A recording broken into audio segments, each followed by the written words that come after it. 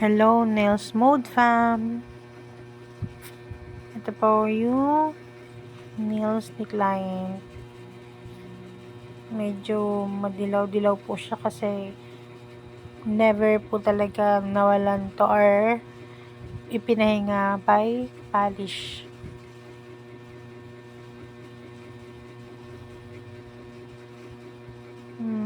Medyo nagkakat din tong kusang nagpuputol-putol din tong nail ni client pagdating dito sa dulo.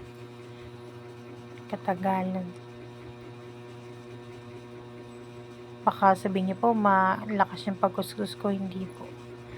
Nagmamadali lang po tayo pero hindi po yan persa yung pagpupush.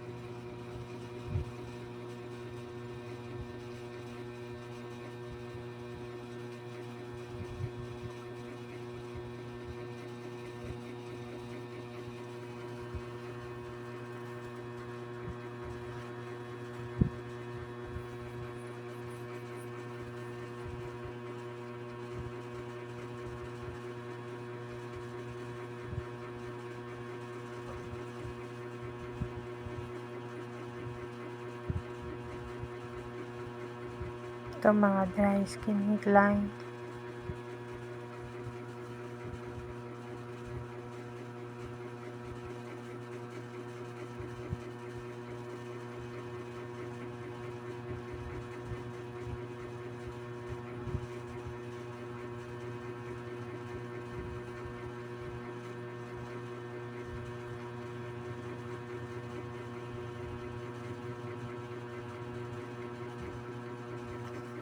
Itong client ko na to, malapit sila sa Artelese.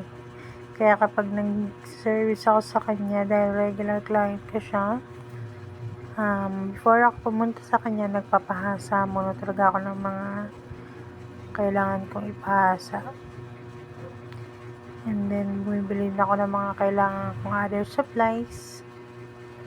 Kaya yung mga iba nagbabash dyan, sabihin na, ang porol lang eh. Oh my gosh. Papasa po tayo sa Artelese.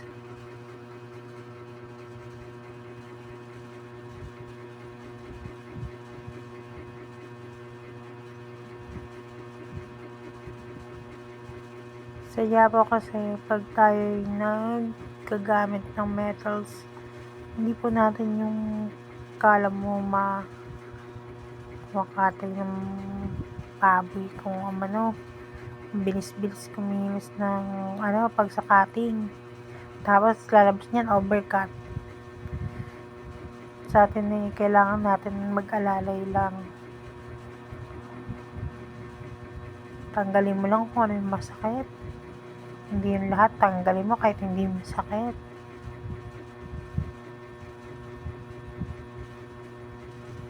Kaya ito mga dry skin.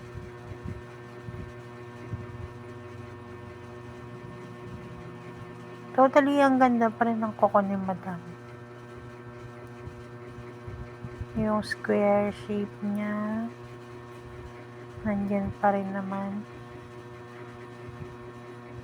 Actually, client ko siya from last year pa, year 2024.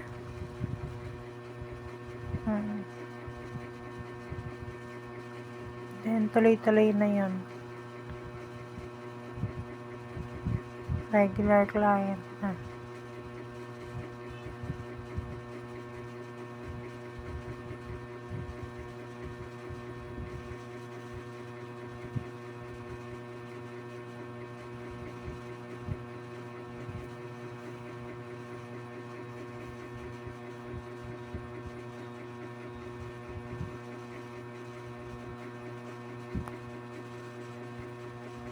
Tapos yung tita and mother ni client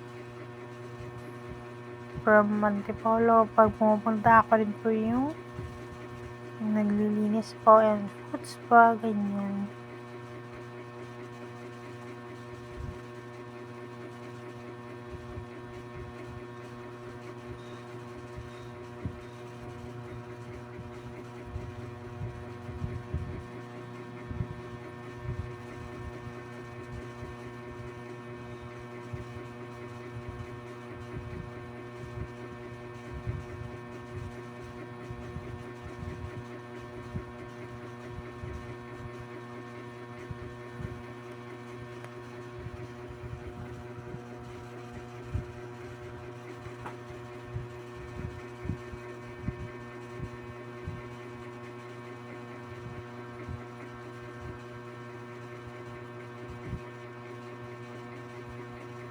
Ito lang talagang problem ni client sa kanya.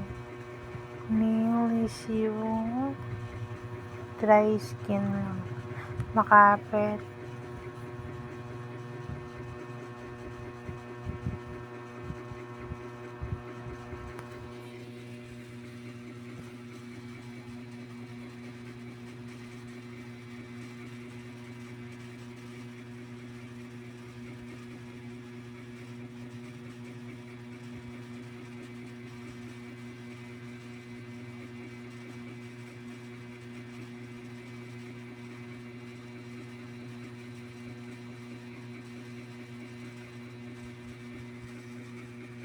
No, diba? Una look dirty na.